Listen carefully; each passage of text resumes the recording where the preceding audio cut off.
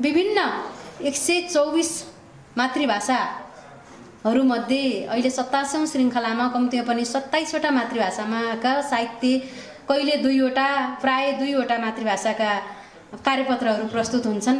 नेपालमा यस दनवार जातिको कुल जनसङ्ख्या 82,774 मात्र देखिए पनि यथार्थमा यसको जनसङ्ख्या 7 लाख जति रहेको दाबी जो दनवार जागरण समिति छ त्यसको दाबी छ। सबअत्तरमा बसोबास गर्ने आदिवासी मध्ये किराँत लोहोरुङ राई जाति पनि एक हुन् र उनीहरूको मातृभाषा लोहोरुङ भाषा, लोहोरुङ खाप हो र उनीहरूको उद्गम थलो सङ्घर्ष नै मानिन्छ। त्यो अघि पनि तपाईँले भन्नु चाहिँ भयो र दनुवारहरू कति थरीको हुन्छ भनेर, त्यसमा यो राई दनुवार, अधिकारी दनुवार कसरी भयो होला त्यो कुरा अलिकति आइदिएको भए चाहिँ राम्रो हुन्थ्यो। पुर्खाहरूमा त्यस्तो किसिमको राईहरूसँग नजिक हो भन्ने खालको जिज्ञासाहरू राख्ने अथवा त्यस्तो कुराहरू चाहिँ कुनै किंवदन्तीहरू छ कि छैन। एउटा नेपाली भाषामा पनि 6वटा भन्दा स्वर छैन र अरू चाहिँ सबै संस्कृत भाषाबाट ल्याएर मिसिएको हुँदा त्यो दिप्थुङ भनेर भनिन्छ भन्ने कुरा विद्वानहरूको भनाइ छ। तपाईँहरूका यो ऐ भन्ने शब्द कसरी आयो?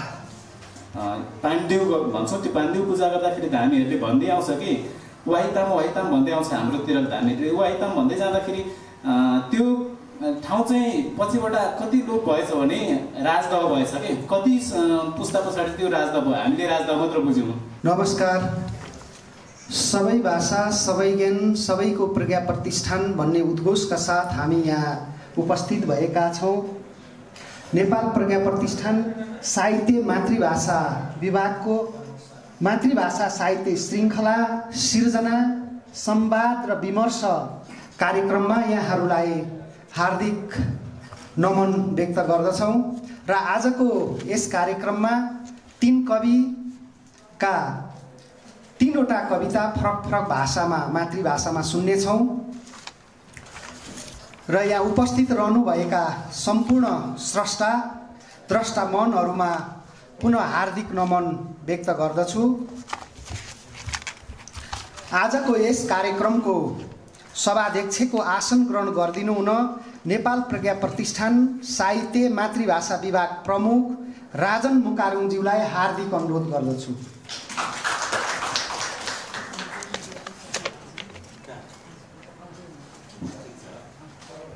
नेपाल प्रज्ञा प्रतिष्ठानका माननीय कुलपति भूपाल राईज्यू आइपुग्नै लाग्नु भएको छ र यसै गरी नेपाल प्रज्ञा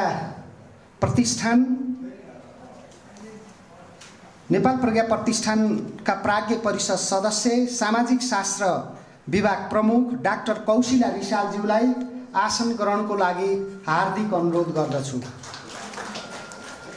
यसै गरी नेपाल प्रज्ञा प्रतिष्ठान प्राज्ञ परिषद सदस्य अनुवाद अनुसन्धान विभाग प्रमुख हम्सावती कुर्मीज्यूलाई आसन ग्रहणको लागि अनुरोध गर्दछु।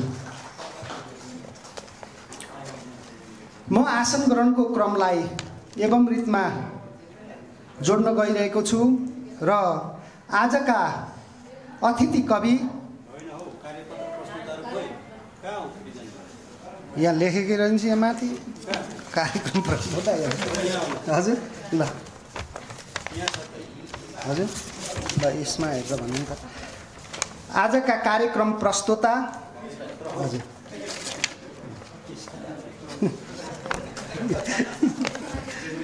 आजका कार्यपत्र प्रस्तुता जितेन्द्र कुमार सिंह दनुवारज्यूलाई आसन ग्रहणको लागि हार्दिक अनुरोध गर्दछु।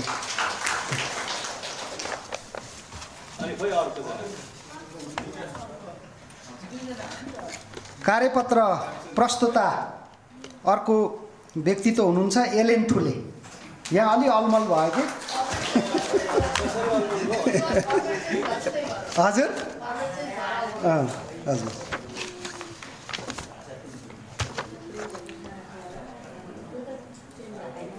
र आजको कार्यक्रममा अतिथि कविहरू नाच्छिरिङ भाषाका कवि शान्ता नाच्छिरिङलाई आसन ग्रहणको लागि अनुरोध गर्दछु। यसै गरी दुरा भाषाका कवि सञ्जिता दुरालाई आसन ग्रहणको लागि अनुरोध गर्दछु। यसै गरी ताजपुरिया भाषाका कवि विनिता ताजपुरियाजीलाई आसन ग्रहणको लागि अनुरोध गर्दछु। अगाडि नै आएर बस्नु, अगाडि ठाउँ छँदैछ, ऊ यहीँ आएर बस्नु अगाडि।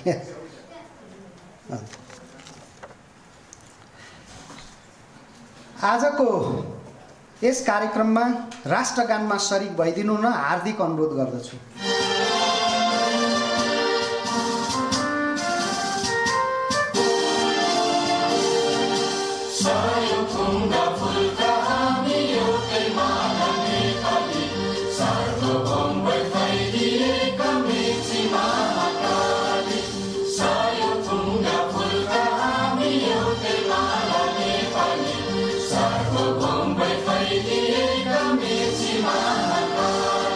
धन्यवाद।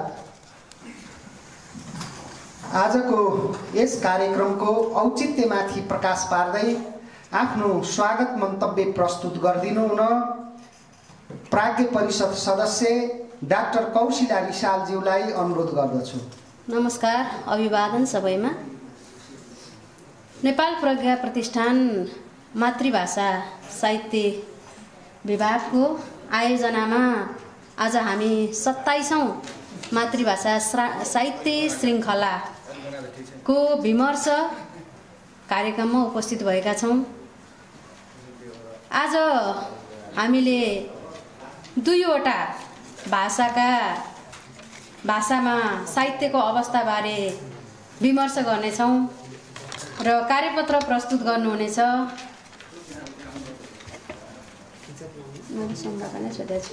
एलेन ठुलेले लोहारुङ भाषाको र जितेन्द्र सिंह दुनुहारले दुनुहार भाषा।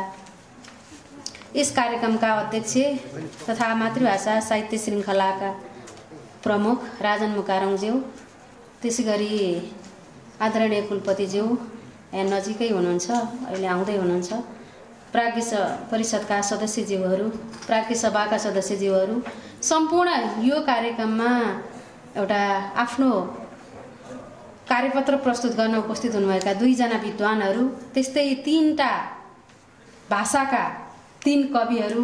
आज चाहिँ हामीले नाछिरिङ भाषा, दुरा भाषा र ताजपुरिया भाषाका कविता सुन्छौँ र सबैजना मातृभाषा साहित्यमा कलम चलाउनुहुने विद्वान विज्ञज्यूहरू, यहाँहरू सबैजनालाई म हार्दिक स्वागत गर्दछु। सबै भाषा सबै ज्ञान सबैको प्रज्ञा प्रतिष्ठान भन्ने मूल मन्त्रका साथ यस प्रज्ञा प्रतिष्ठानबाट विभिन्न विषयमा गोष्ठीहरू हुने गर्छन्, छलफलहरू हुने गर्छन्। त्यसरी नै मातृभाषा साहित्य विभागले पनि लगभग करिब 3 वर्षदेखि हामी आएदेखि नै निरन्तर रूपमा मातृभाषा साहित्य श्रृङ्खला सञ्चालन गर्दै आएको छ। त्यही सिलसिलामा हामी 27औं श्रृङ्खलामा उपस्थित भएका छौँ। नेपाल प्रज्ञा प्रतिष्ठानले अनुसन्धानको क्षेत्रमा, प्रकाशनको क्षेत्रमा काम गर्दै आएको त यहाँहरूलाई विदितै छ र नेपालका सबै भाषाहरूको एउटा गरिमालाई उत्तिकै माया गर्दै, सम्मान गर्दै र ती भाषाका अवस्थाबारे विमर्शहरू गर्दै आउने क्रममा आज हामीले लोहारुङ भाषा र दनुहार भाषाको एउटा विमर्शको श्रृङ्खलालाई जोडेका छौँ र त्यसरी नै विभिन्न 3 भाषाका कविताहरू प्रस्तुत गरिने सन्दर्भमा आज 3 भाषाका कविताहरू प्रस्तुत हुनेछन् र यसले हामी यहाँहरू सबैजना मातृभाषाको खोजमा, अनुसन्धानमा लाग्ने, आफै मातृभाषी वक्ताहरू र साहित्य लेखनमा लाग्ने, मातृभाषाको अवस्थाको बारेमा चाहिँ बहस गर्ने यहाँहरू विद्वानहरूले विभिन्न श्रृङ्खलाहरूलाई नछुटाइकन यहाँ उपस्थित हुनुभएको छ र हामीले पनि नेपालको विभिन्न 124 मातृभाषाहरूमध्ये अहिले 27औं श्रृङ्खलामा कम्तीमा पनि 27वटा मातृभाषामाका साहित्य, कहिले 2वटा, प्राय 2वटा मातृभाषाका कार्यपत्रहरू प्रस्तुत हुन्छन्। 50-55वटा चाहिँ मातृभाषाको साहित्यको अवस्था र अन्य विविध चाहिँ दृष्टिकोणबाट त्यसलाई छलफल गर्दै गर्दा हामीहरूलाई पनि एक किसिमको एउटा गर्वको महसुस भएको छ। विभिन्न भाषाहरूको अवस्थाबारे जान्ने र चासो राख्ने एउटा अधिकार पनि हो नेपाल प्रज्ञा प्रतिष्ठान र हामीहरूलाई। र त्यो एउटा अधिकारको साथसाथै यहाँ हामीले ती मातृभाषाका विभिन्न साहित्यको अवस्थाहरूबारे छलफल गर्ने एउटा श्रृङ्खला जारी गरेका छौँ। त्यो आफैमा एकदम महत्त्वपूर्ण छ। यहाँहरू पनि निरन्तर रूपमा चाहिँ हाम्रो यो संवाद सिर्जना, संवाद र विमर्श कार्यक्रममा उपस्थित भइराख्नु भएको छ। र यो कार्यक्रम हुँदै गर्दा एउटा अर्को प्रकाशनको थालनी पनि भएको छ। मातृभाषा साहित्य विभागले चाहिँ यी विभिन्न मासिक रूपमा विभिन्न चाहिँ मातृभाषाका साहित्यको अवस्थाबारे छलफल गरिएका, विमर्श गरिएका ती कार्यपत्रहरूलाई यहाँ छलफल भएर विमर्श भएर प्राप्त भएका सुझावको आधारमा त्यसलाई चाहिँ सम्पादन गरेर प्रकाशनको पनि सुरुवात गरिएको छ, जसमा 12वटा मातृभाषाको चाहिँ श्रृङ्खलाको कार्यपत्रहरू मातृभाषा साहित्य विमर्श भनेर त्यो एउटा खण्ड आइसकेको छ। त्यसको नियमित प्रकाशन पनि हुनेछ। त्यसकारणले पनि यहाँहरूको सुझावहरू सत्य तथ्याङ्कको आधारमा अथवा चाहिँ खास रूपमा चाहिँ अनुसन्धानमूलक रूपमा चाहिँ प्राप्त भएका सुझावहरू चाहिँ एकदम महत्त्वपूर्ण हुनेछन् र ती विमर्शमा यहाँहरू सक्रिय रूपमा सहभागी हुनुहुनेछ। र यहाँ सधैँभरि योभन्दा अगाडिका कार्यक्रमदेखि नियमित रूपमा आउनुभएका र आज आउनुभएकाहरूलाई पनि अब आउने मासिक रूपमा हुने मातृभाषा साहित्य श्रृङ्खलाको सिर्जना, संवाद र विमर्श कार्यक्रममा जोडिराख्नुहोला। यहाँहरूलाई मनैदेखि हार्दिक स्वागत गर्दछु। स्वागतम स्वागतम, धन्यवाद। स्वागत मन्तव्यको लागि प्राज्ञ कौशिला रिसालज्यूलाई आभार व्यक्त गर्दछु र उहाँले मातृभाषा साहित्य श्रृङ्खला र यस विभागले गरेका गतिविधिबारे आफ्नो गौण मन्तव्य राखेर जानुभयो। नेपाल प्रज्ञा प्रतिष्ठान साहित्य मातृभाषा विभागका प्रमुख प्राज्ञ परिषद सदस्य राजन मुकारुङ ज्यूको नेतृत्वमा जुन विभाग सञ्चालन भए यता नियमित रूपमा मातृभाषा साहित्यको श्रृङ्खला सुरु भए पश्चात नै नेपालमा मातृभाषा सम्बन्धी प्रज्ञा प्रतिष्ठानबाट आयोजना गरेको यो एक खालको पुनर्जागरण कालली भन्नुपर्छ, त्यो हामी अवस्थामा आइपुगेका छौँ। र यहाँबाट 10वटा भन्दा बढी मातृभाषाका विभिन्न मातृभाषाका पत्रपत्रिकाहरू प्रकाशित भइसकेका छन्। अरू पनि प्रकाशन हुने क्रममा रहेको छ। र अब कार्यक्रमलाई अघि बढाउने क्रममा आज 2वटा भाषामा कार्यपत्र प्रस्तुत हुनेछन्, जसमा दनुवार र लोहोरुङ भाषामा कार्यपत्र हामीले सुन्नेछौँ। र सबभन्दा पहिला दनुवार भाषाको साहित्य विषयक कार्यपत्र प्रस्तुत गरिदिनु हुन जितेन्द्र सिंह दनुवारज्यूलाई हार्दिक अनुरोध गर्दछु। सबैलाई नमस्कार। जनजाति अभिवादन ओर लागेको जोडले सबभन्दा पहिला मलाई यो दनुवार भाषाको कार्यपत्र प्रस्तुत गर्ने दिनुभएकोमा प्रज्ञा प्रतिष्ठान मातृभाषा विभागलाई धन्यवाद दिन चाहन्छु। म अरू कुरा नभनिकन म सरासर आफ्नो कार्यपत्र वाचन गर्न चाहन्छु।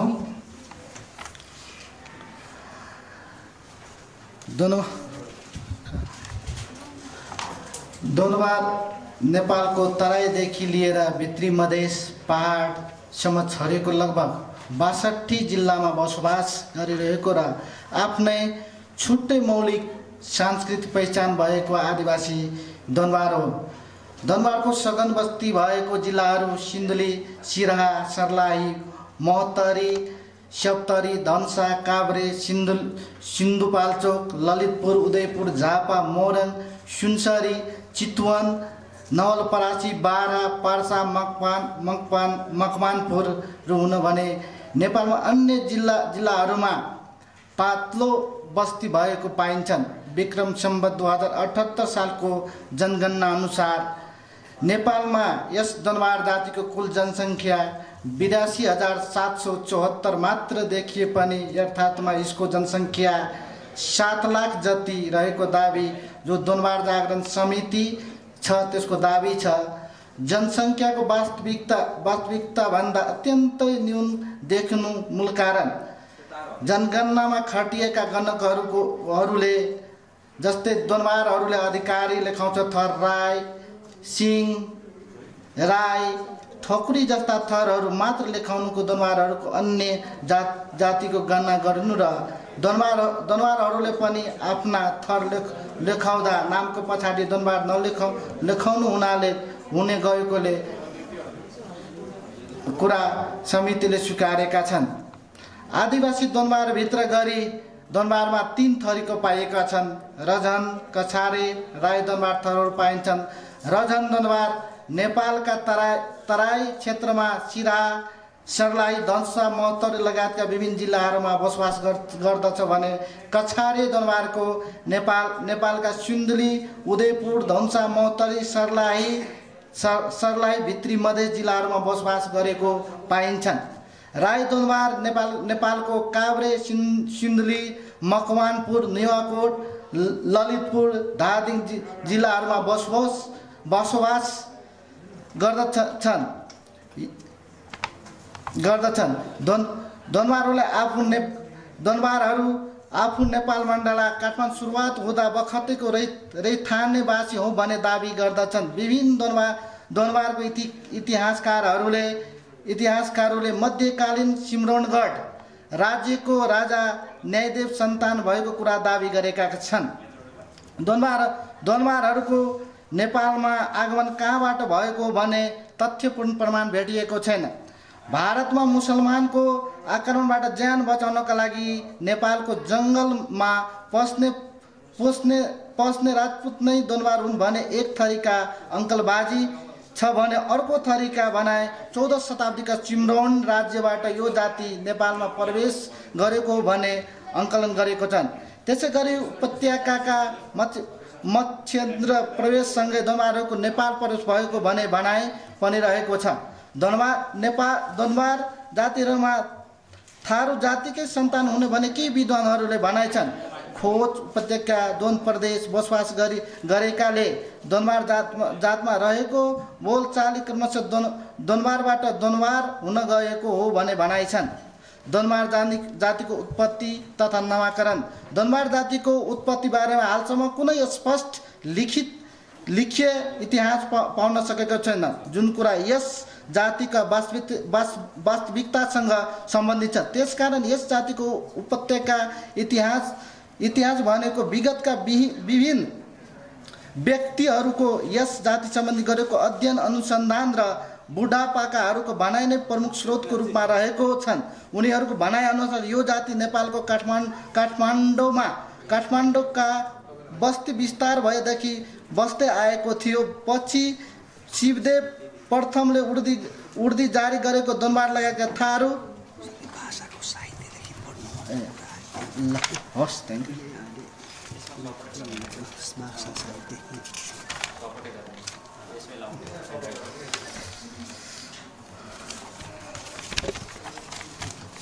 अलिकति टाइम बढी लागेकोले अलिकति सम्बन्धित विषयवस्तुतिर मात्रै वाचन गर्न चाहन्छु।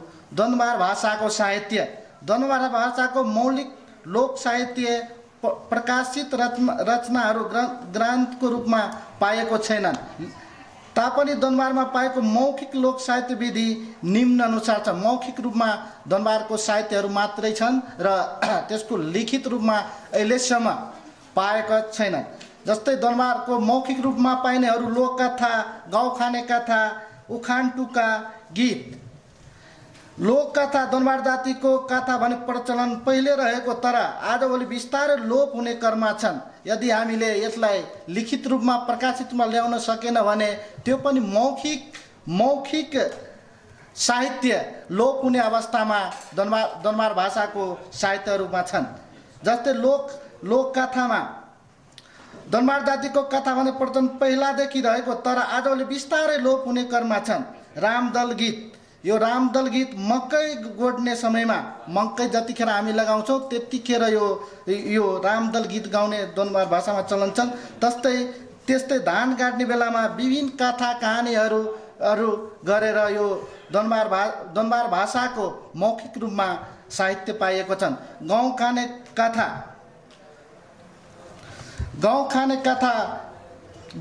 कथा जस्तै अब यो दनबार भाषामा हामी यसमा लेखेका छौँ। त्यही भएर अब योलाई त्यस्तै उखान टुका दनबार भाषामा उखान टुकाहरू पनि पाएका छन्, त्यो पनि मौखिक रूपमा पाएका छन्। जस्तै त्यसपछि गीतमा विभिन्न बिहे गर्दाखेरि चाडपर्व पर्दाखेरि दनबार भाषामा गीत गाउने चलन छ र त्यो पनि हामी राखेका छौँ। यति हो सर मेरो, यति भन्दै म कार्यपत्र यहीँ छुट्याउन चाहन्छु। हवस् त, धन्यवाद।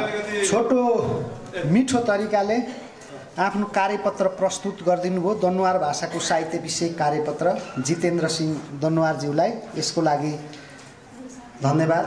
अब यसै गरी आफ्नो कार्यपत्र प्रस्तुत गरिदिनु हुन लोहोरुङ भाषाको साहित्य विषय कार्यपत्र छ एलएन ठुलेज्यूलाई समय 20 मिनेट। सबभन्दा पहिला परिचय, लोहोरुङ परिचय, लोहोरुङ भाषा, वर्ण र गिन्ती, लोहोरुङ भाषा पाठ्यक्रम पठन पाठन, लोहोरुङ भाषामा स्थानीय पत्रिका, लोहोरुङ सम्बन्धी दस्तावेज, गीत सङ्गीत, विविध यो चाहिँ जस्तो मैले जानकारी अनि अन्य सारांश समरी र केही जिज्ञासाहरू अथवा प्रश्न उत्तर भनौँ। अनि समय मलाई 20 मिनट दिएछ, आशा छ त्योभन्दा छिटै सक्छु होला। सर्वप्रथम त नेपाल एकाडेमीका प्राज्ञज्यूहरू, सम्पूर्ण मातृभाषा प्रेमी दाजुभाइ दिदीबहिनीहरू, साथै लोहोरुङ परिवारका अग्रज पूर्व अध्यक्ष डम्बर लोहोरुङज्यू, निवर्तमान अध्यक्ष क्याप्टेन रिटायर्ड चित्रबहादुर देखिम एमबिओ राईज्यू, अनि वर्तमान अध्यक्ष नरेन्द्रज्यू लगायत सम्पूर्ण लोहोरुङहरूमा म प्रस्तुताको तर्फबाट सबैलाई स्यामसियो। सबैभन्दा पहिला मेरै तर्फबाट सुरु गर्नु पर्ला। म गैरीपाङमा सङ्घसँग बसोबास गर्छु र जहाँ लोहोरुङको घना बस्ती छ र अझैसम्म पनि हुन त म देश परदेश यसो नोकरीको लागि त गएँ र पनि म अहिलेसम्म त्यही गैरीपाङ गाउँमै बसिरहेको छु। पेसाले म पहिला सिङ्गापुर गोर्खामा काम गर्थेँ 1984बाट 2010 सालसम्म र त्यसपछि 2013बाट 25सम्म बुढाइमा सेक्युरिटी अफिसरको काम गरेँ। खेलमा रुचि, साहित्य, खेल अनि सूचना भन्नु पर्ला, कसैलाई केही आपद विपद परिहालेमा यहाँ केही इमर्जेन्सी काम परेमा नआत्तिकन तल ओपन स्कुलमा जानु होला। अन्त अघि भन्नुपर्ने मैले भनिहालेँ अलिकति। अनि जिज्ञासा लास्टमा केही प्रश्नाउनु पर्ने कुरा छ भने म लगायत हामी लोहोरुङ हाम्रा अग्रजीहरूको तर्फबाट तपाईँहरूलाई प्रश्नाइनेछ। अनि मलाई 20 मिनट टाइम दिएको छ, त्यसमा म भ्याउने कोसिस गर्छु। परिचय, सभा उत्तरमा बसोबास गर्ने आदिवासी मध्ये किराँत लोहोरुङ राई जाति पनि एक हुन् र उनीहरूको मातृभाषा लोहोरुङ भाषा, लोहोरुङ खाप हो र उनीहरूको उद्गम थलो सङ्घसभा नै मानिन्छ।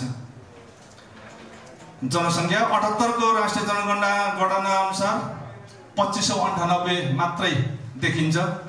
तर लोहोरुङ राईको साझा संस्था लोहोरुङ राई समाजका केन्द्रीय अध्यक्ष नरेन्द्र लोहोरुङ लगायत अग्रजहरूको भनाइअनुसार 10,000 भन्दा बढी छौँ भन्ने अनुमान छ।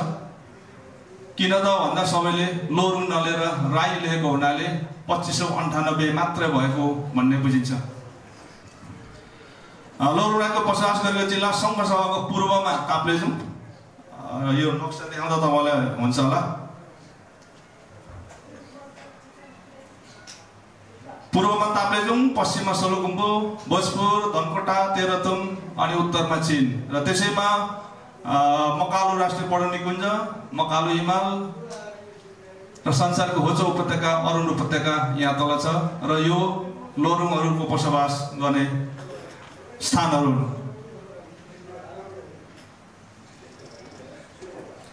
सुम्निमा र पाराङलाई आफ्नो सृष्टिकर्ता मान्दछन् र उनीहरू प्रकृति या पितृपूजक हुन्। पूजाका केही झलकहरू, बाली पूजा इक्सामाङ, उधौली मङ्सिरे पूर्णिमा, उभौली वैशाख पूर्णिमा, कुल पूजा खिम्पे, चकसाम्माङ, न्वागी, साउने र माघे सङ्क्रान्ति, धुले पूजा, संसार पूजा आदि प्रमुख चाड मान्दछन्। र विभिन्न पाछा थरहरूमा गरिने र मनाइने विधि, रहनसहन, खानपान तथा संस्कृतिमा थोरै फरक पाइए तापनि 95%मा एकरूपता पाइन्छ भन्ने हाम्रो अनुमान छ।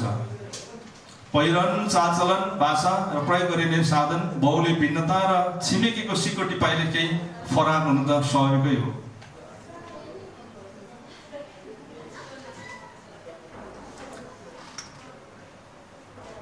तपाईँलाई निद्रा लागिहाल्छ कि मैले फोटोहरू यसो बेला बेला देखाउँछु। यो चाहिँ कैँचीमार साडी लाउने तरिका हुन्छ, तर एकजनाको चाहिँ यो चाहिँ होइन, अझ सबैलाई कैँचीमार साडी लाउने तरिका। साथै 2026 सालको फोटो, लोरुङहरूको फोटो तपाईँलाई यसो। लोरुङभित्र पाछा थर 26वटा छन्। फरक फरक पाछा बीच विवाह चल्छ। पाछा भनेको थर, सामेक भनेको मुन्दुममा फलाकिने हो, र चावा उनीहरूले पिएको धारा, पानी, कुवा इत्यादि। र पाछाहरू तपाईँहरूको त्यहाँ छ होला, 26वटा छ। तर त्यसमा पनि कोही लोप हुने, कोही थपिने, कोही हामी लोरुङ हौँ भनेर आउने भएकोले गर्दा प्लस माइनस हुन्छ। पहिले मैले किराँत लोरुङलाई चिनारी बुक लेखुन्जेलसम्म चाहिँ मैले 26वटा भेटेको थिएँ, त्यसमा अहिले थपघट होला। र सङ्घ सभाको यो गाउँहरूमा चाहिँ लोरुङहरू बसोबास गरेको पाइन्छ। त्यसमा पनि अझै थप्ने घट्ने भइ नै रहेको पाइन्छ।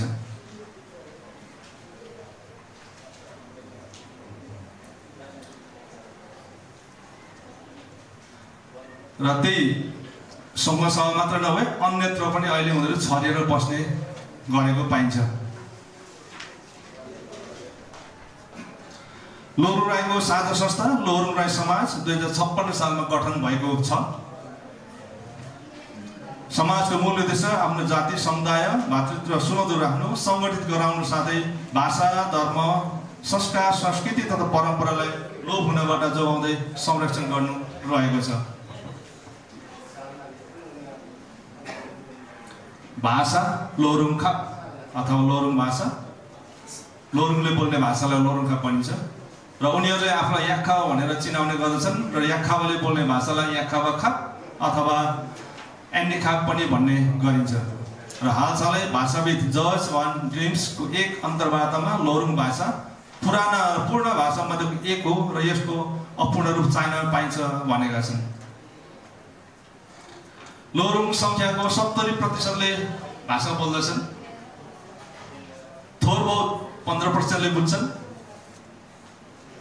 तर 78 को राष्ट्रिय जनगणना तालिका अनुसार भने लोरुङको मातृभाषा बोल्ने 3884 देखिन्छ। अघि जनसङ्ख्या भने 2598, अहिले बोल्ने भन्छ 3884। त्यसको मतलब सबैले लोरुङ नलिएर राई हुनाले चाहिँ यसको यकिन हुन नसकेको भन्ने हाम्रो बुझाइ छ।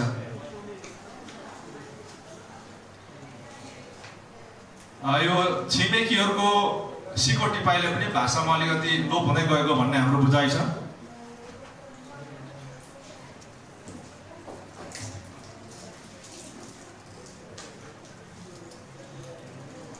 भाषा लोप हुँदै जानुका साथै केही पुस्ताहरू नै लोप हुने सम्भावना रहेको तर्क गर्छन् भाषाविदहरू।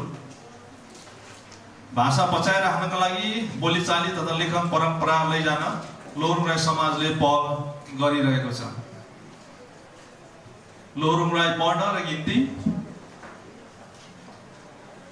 पूर्व महासचिव भवानी प्रसाद लोरुङको संयोजकत्वमा किराँत राई लोरुङ वर्णमाला निर्धारण गोष्ठी 67 साल कार्तिक 14 16 गतेसम्म सञ्चालन गरियो, जस अनुसार 22वटा व्यञ्जन र 14 स्वर निर्धारण गरेको छ। त्यो पनि अहिले संशोधन भइसकेको छ।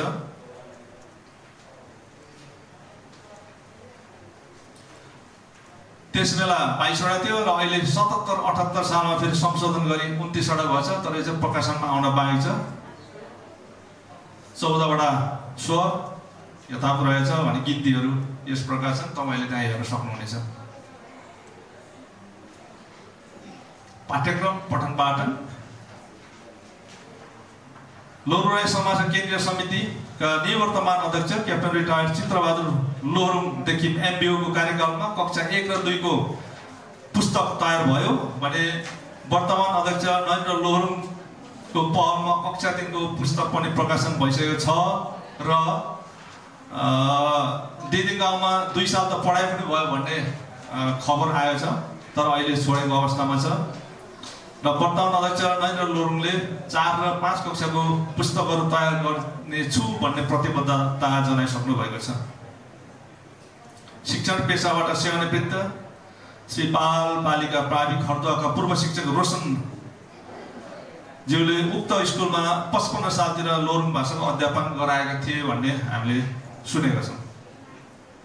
स्थानीय पत्रिका गरिबपाङमा निवासी लोहोरुङ युवा युवतीहरूले मासाप्टेन नामक मासिक पत्रिका प्रकाशन विक्रम 57 सालबाट सञ्चालनमा ल्याएका थिए, जसमा विविध कृतिहरू लोहोरुङ तथा नेपाली भाषामा कथा, कविता, मुक्तक इत्यादि प्रकाशित हुन्थे। धेरै वर्ष सञ्चालनमा रहे पनि विविध कारणले आजकल त्यसको निरन्तरता हुन भने सकेको छैन। निष्क्रिय नै त होइन, छिटफुट कार्यक्रम त भइ नै रहेछ। त्यही पत्रिकाहरू यहाँ 2-4वटा मैले यसो तपाईँलाई दिएको छु। 61 सालको, 62 अनि यो 63 सालको भित्ते पत्रिकाहरू। त्यस्तै विश्वास लोहोरुङले सम्पादनमा माङ्सुक पत्रिका 2064 सालतिर प्रकाशनमा आएको देखिन्छ। यसले पनि मात्र मासाप्टेनमा जस्तै हो र अहिले यो पनि कन्टिन्यू हुन कठिन भइरहेको छ भन्ने सुनिन्छ। लोहोरुङ सम्बन्धी दस्तावेज भाषा संस्कृति सम्बन्धी नै 2000 सालमा लोहोरुङ राई संस्कृति बारेमा बेलायती नागरिक सार्लोट एलिजाबेथ हार्टम्यानद्वारा लिखित पहिलो पुस्तक are the words notion of self and emotion among Lohorung Rai हो। यस पुस्तकलाई नै हामी लोहोरुङहरूले लोहोरुङ सम्बन्धी संस्कार संस्कृति सम्बन्धी पहिलो पुस्तक मानेका छौँ। र विक्रम 2074 साल अथवा 2017 सनमा मैले किरात लोहोरुङ राई चिनारी नामक लोहोरुङमा संस्कृति सम्बन्धी पुस्तक लेखेको थिएँ मैले, जसमा जन्म, विवाह, मृत्यु, संस्कार, धर्म, सम्मान, चाडपर्व, लोहोरुङ राई चिनारी तथा मिथक साथै लोहोरुङ भाषामा केही गीतहरू पनि समावेश गरिएका छन्। र यस जुन पुस्तक छत्र विष्णु राई कृति सम्मान 2073बाट पुरस्कृत भएको छ। जुन पुस्तक यो भए तपाईँले लिन चाहनुहुन्छ भने त्यहाँ गेटमा राखिएको छ।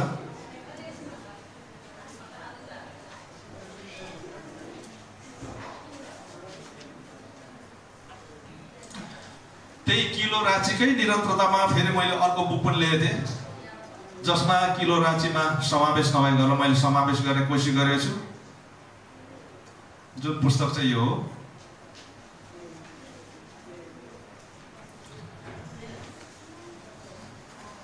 शोधपत्र बुझाउने विभिन्न विषयमा त भइरहेछ, त्यही मैले तपाईँलाई यसो जानकारीको लागि गरेको छु। 57 सालमा जितबहादुर लोहोरुङले अरुण उपत्यकाका लोहोरुङहरूको आर्थिक सामाजिक स्तर एक अध्ययन शोधपत्र बुझाएका छन्।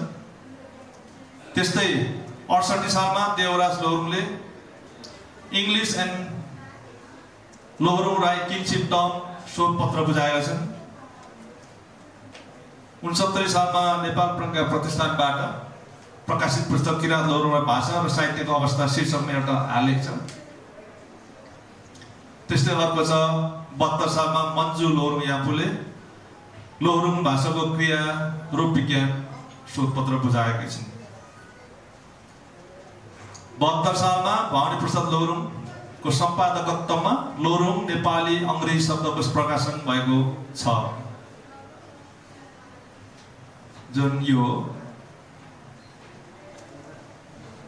75 सालमा पाङलुङ नामक लोहोरुङ भाषिक साहित्यिक पुस्तक, जसमा कविता, गीत, निबन्ध, अनुसन्धानात्मक लेखहरू समावेश छन्, जुन पुस्तक यो हो। त्यस्तै 78 सालमा दिवस लोरुङले लोरुङ मार्फोसिन्ट्याक्स नामक शीर्षकमा अध्ययन गरेर भाषा वैज्ञानिक शोधपत्र पेश गरेका छन्। त्यस्तै नवीन लोरुङले पनि बुझाएका छन्। मल्टिमोडल डिक्सनरी गोथेनबर्ग बन विश्वविद्यालय स्विडेनको भाषा विज्ञान केन्द्रीय विभाग र सञ्चार तथा विकास अध्ययन केन्द्र ललितपुर नेपाल बीच भएको सहकार्यमा Lorung and Nepali spoken language शीर्षकको परियोजना सन् 11-13 सम्म भएको थियो, जसमा स्विडेनको तर्फबाट प्राडा जेन्स अलुट र नेपाल तर्फबाट प्राडा माधव पोखरेलको नेतृत्वमा सम्पन्न भएको थियो। यस कार्यमा कृषि भाषा विज्ञान केन्द्रीय विभागका उपप्राध्यापक भीमनारायण रेग्मी, लोरुङ समुदायको तर्फबाट टङ्क खटुवा, नम्म याङडुङ, भाउनी लाप्सङ, डाक्टर बिना वाचेङ लाप्सङको संलग्न थियो। लोरुङ भाषामा गीत सङ्गीतहरू गैरीपाङमा निवासी निवर्तमान अध्यक्ष नरेन्द्र लोरुङ, गीतकार, नायक, आइकिडो खेलाडी पनि हुन्छ उहाँ। अनि सिन्केन्डो नेपालका संस्थापक गुरु, साथै म्युजिक भिडियो अवार्ड आदिवासी मोडल 2024 विजेता। लोरुङ भाषाको पहिलो गीत एल्बम, गीत छिटफुट त निस्केको थियो, एल्बम चाहिँ उहाँको पहिलो हो, जस एल्बमको नाम छ आना असारो, जसमा आना असारो, खातपारी हाटा, यक्खावा सारे, चाङ्गानी डुगानी गरी 4वटा छन्। एल्बम छोटो 2 मिनटको गीत पनि सुनिरहनु होला। यसबाहेक गीतकार नरेन्द्रले के लामसाङ पनि रेकर्ड गरेर भिजुअल गरिसक्नु भएको छ। यसलाई यतिमै थाहा दिइराखेँ मैले। गीतकार गायक महादेव लोरुङको पनि जस्तो उहाँले यसो देखाइदिनु होला। यसलाई नै यति राखेँ मैले। अनि अरू गीतहरू पनि छन्। यो चाहिँ तपाईँहरूले त्यो बुकमै पढ्न के अरे शोधपत्र पढ्नु पाउनुहुनेछ। साथै अरू गीत पनि छन्।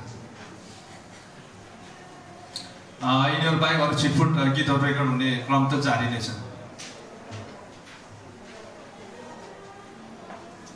गीत सङ्गीतकै एउटा प्रसङ्गमा भन्नुपर्दा लोरुङ बस्तीमा सुनिने लोकभाका हात पारे भन्छौँ हामी, ठाडो भाषा। गीत पनि गुन्जिने गर्छ। आदिका रेकर्ड त सुनेको छैन, तर पनि यसो युट्युबतिर साथीहरूले रेकर्ड गरेर लगाएर चाहिँ देख्न, सुन्न, हेर्न पाउनुहुनेछ।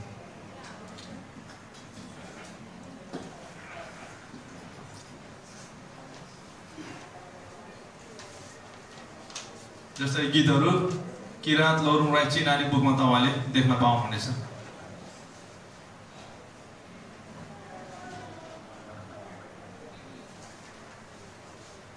विशेष जानकारी मात्रै तपाईँहरूलाई अल्छी लाग्यो भने यसो हेर्नु होला भनेर। लोरुङ बस्तीबाट देखिने विश्वको 5औं हिमशिखर मकालु।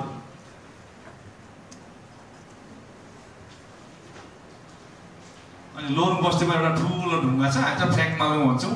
अहिले यसको रूप अलिकति फेरिएको छ। किमाथाङका जाने कोही जानुभयो भने बाटैमा पर्छ, उँभो जाँदा तपाईँको दाहिने साइडमा, त्यसको त्यो बाटोतिर नजिकको देख्न पाउनुहुनेछ। अनि तपाईँहरूलाई सम्भवतः लोरुङ बस्तीमा स्वागत पनि छ। र त्यसैको नजिकमा यो ठुलो ढुङ्गा छ, यहाँ चाहिँ त्यो फ्याङ्कमालुङ भन्ने, फ्याङ्कमा चेलीहरू चाहिँ पहिला बस्दै भन्ने हाम्रो मिथक छ।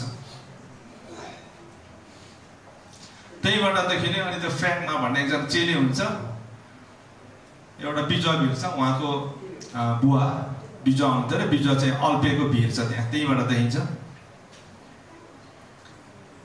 यो चाहिँ खास आजकोमा छैन, खास चाहिँ रिलेटेड त, तर तपाईँहरूले यसो समयसम्म जानु भने नाकढुङ्गा नि हेरिहाल्नु होला भनेर। विविधमा यो पनि मैले लोरुङ समुदायबाट को छ त यसो कुन माथिल्लो लेभलमा भन्ने छ, तपाईँले जानकारीको लागि मात्रै हो।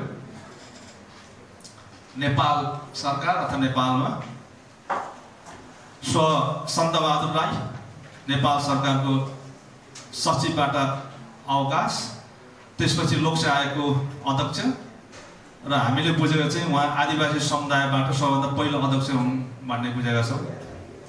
बाली विशेषज्ञ, 41 वर्ष नोकरी गर्नुभयो, हर्टिकल्चरिस्ट ज्ञान प्रसाद राई। अनि खरन्डेमा जन्मभएका प्रेम कुमार राई सचिवबाट अवकाश, अख्तियार दुरुपयोग अनुसन्धान आयोगका आयुक्त, भारतीय सेनामा अनेरी क्याप्टेनमा रिटायर हुनुभएको 2 जना हाम्रो अग्रजहरू हुनुहुन्छ, लगभग 80 वर्ष पुग्नुभएको छ। अनि भारतीय गोर्खा पहिला भारतबाटै सुरु भएको, त्यसपछि लाउरे भनिन्छ। अहिले जुन लाहोर चाहिँ अब पाकिस्तानमा भएकोले अझै पनि हामी लाउरे नै भन्ने चलन त छ, तर अब पाकिस्तान पहिला हुँदैको। सो ब्रिटिस गोर्खाज अहिले पहिला लाउरे, त्यसपछि मलायाको लाउरे, हङकङको लाउरे, अन्त अहिले ब्रिटिस लाउरे। त्यसबाट सबैभन्दा गोर्खालीको सर्वोच्च पद गोर्खा मेजरबाट अवकाश लिन सफल भलमान गैरीपाङ मनियासी हुनुहुन्छ। गोर्खाली पल्टनमा चाहिँ हो यो गोर्खा मेजर सबभन्दा ठुलो, तर उता ब्रिटिस पल्टनमा जानु भने त कर्णेल साहबहरू हुनुहुन्छ अहिले। त्यस्तै ब्रिटिस गोर्खामै स्वर्गीय क्याप्टेन गजे राई दिदिङ, स्वर्गीय captain Lalbahadur Rai Angla BEM, captain Chitrabahadur Rai देखि MDO निवर्तमान अध्यक्ष, क्याप्टेन कुवरजङ राई याङखुम गैरीपाङमा पनि अवकाशित क्याप्टेन साहबहरू हुनुहुन्छ। सिङ्गापुरमा म एउटा एकजना। राजनीतिमा अहिलेसम्म प्रत्यक्ष निर्वाचनमा निर्वाचित 2055 सालमा टङ्क प्रसाद राई गैरीपाङ मनियासी हुनुहुन्छ।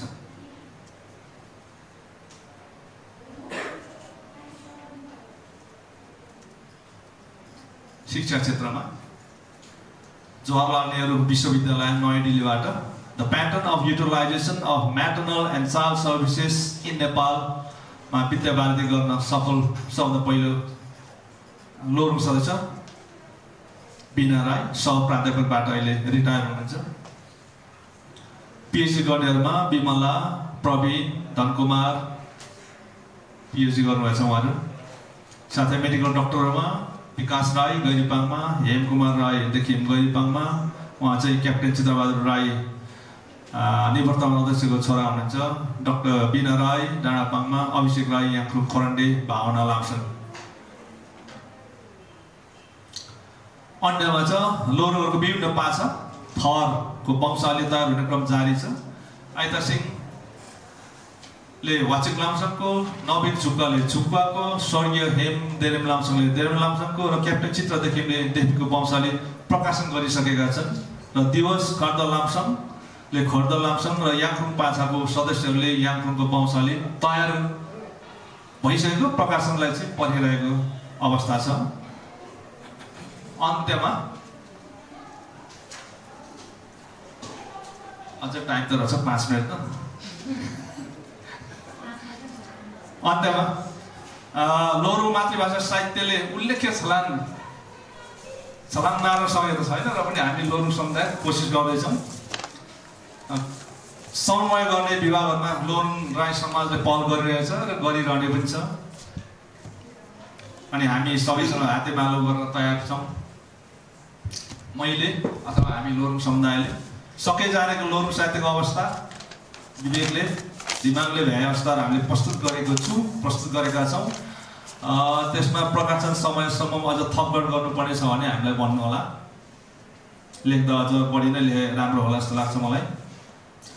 र आज यो लोरुङ समुदायको भाषा साहित्य सम्बन्धी अवस्था तपाईँ सामु प्रस्तुत गर्ने अवसर दिनुभएकोमा प्रज्ञा प्रतिष्ठानलाई हामी हार्दिक आभार व्यक्त गर्दछौँ, विशेषतः प्राज्ञ राजन मुकार्मीज्यूलाई।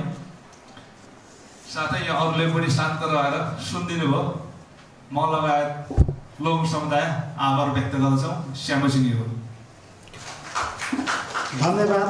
लोरुङ भाषाको साहित्य विषयक कार्यपत्र एलेन ठुलेज्यूले प्रस्तुत गर्नुभयो। उहाँले लोरुङको भाषा साहित्य, संस्कृति, कला, शिक्षा, दीक्षा सबै विषयवस्तुहरूलाई संस्कृतिलाई समेटेर जुन साङ्गोपाङ्गो कार्यपत्र प्रस्तुत गर्नुभयो, यसप्रति आभार व्यक्त गर्दछौँ।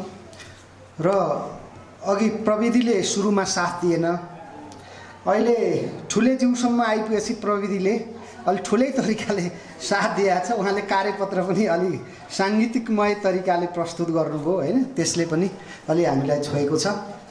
र अब हामीले 2वटा कार्यपत्र प्रस्तुत गऱ्यौँ। दनुवार भाषाको साहित्य र लोरुङ भाषाको साहित्य हामीले सुनिसक्यौँ र यी दुवै कार्यपत्रमाथि सहभागीको तर्फबाट केही सुझाव, केही प्रश्नहरू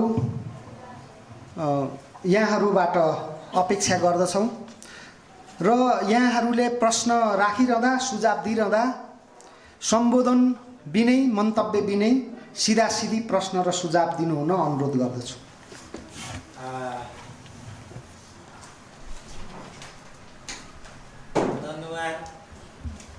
दनुवार भाषाका कार्यपत्र प्रस्तुता हाम्रो जितेन्द्र सिंह दनुवारजीलाई अलिकति म केही प्रश्न राख्न चाहेँ।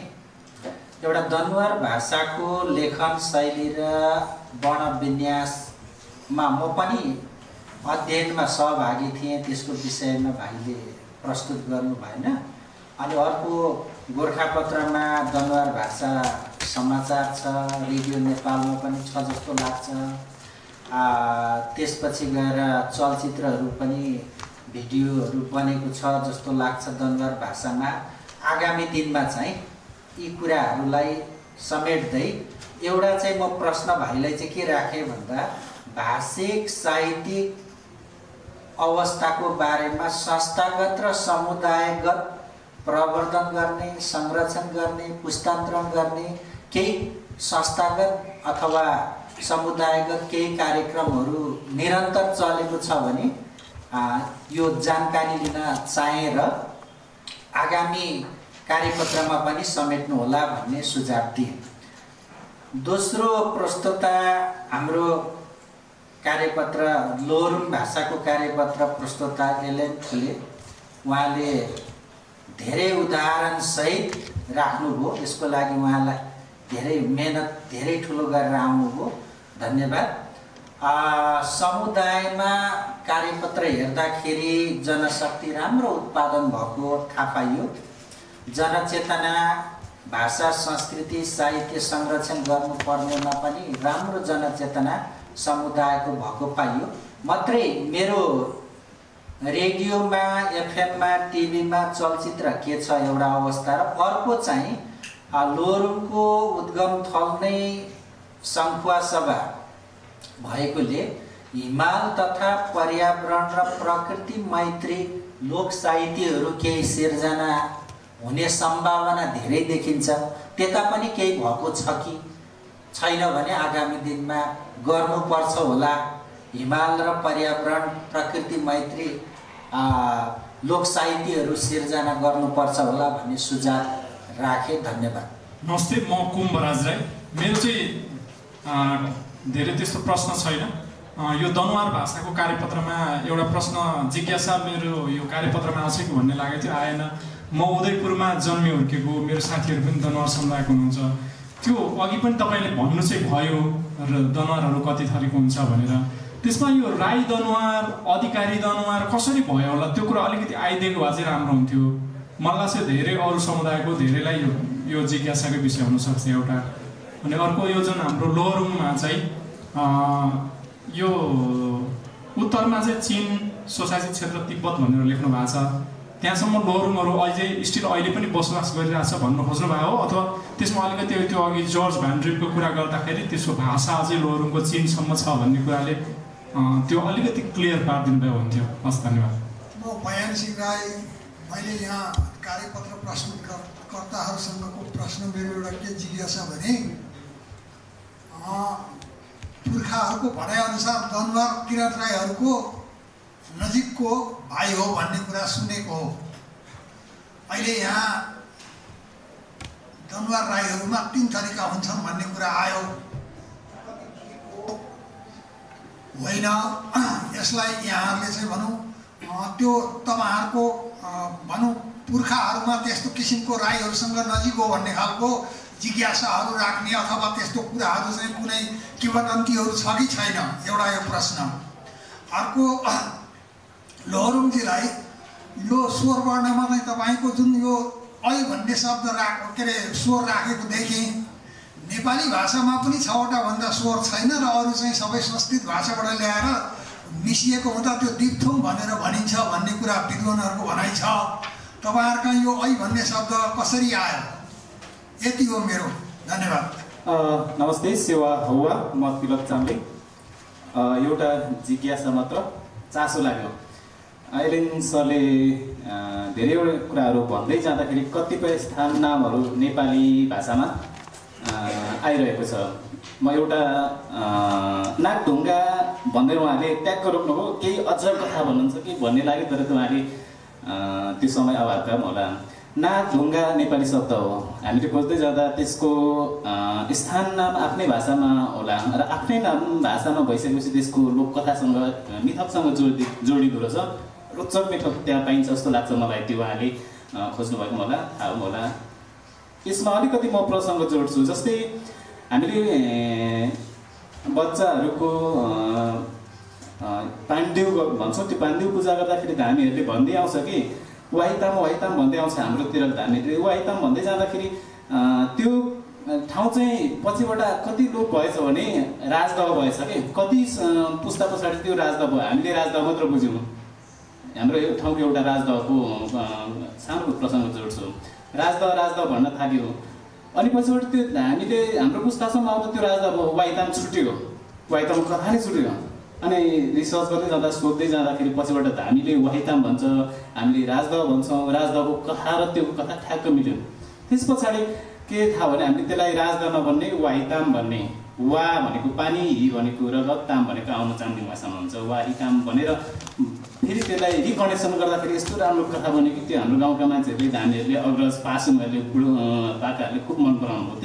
त्यस्तै यस्ता थुप्रै नेपालीकरण भएका स्थान नामहरू एलएनजी सरले प्रस्तुत गर्नुभयो। त्यसलाई चाहिँ आफ्नै भाषामा खोज्नु हो भने त्यसको ठुलो एउटा कथा हुन्छ कि थुप्रै स्थान नामहरूको कथा हुन्छ, जोडिन्छ। यो सबै त्यो मैले आफै अनुभव गरेर र कथा जोडिसके पछाडि अघिल्लो पुस्ता र पछिल्लो पुस्ता, अघिल्लो पुस्तामा अर्कै शब्द भनेको पछिल्लो पुस्तामा अर्कै शब्द हुन थालेको खस्करण भइसकेपछि त्यसको कथा नै हराइसकेको त्यो र अघिल्लो र पछिल्लो जोड्दाखेरि कस्तो राम्रो कथा भयो कि त्यो गाउँलेहरूलाई सुनाउँदा पनि कस्तो रोचक भयो।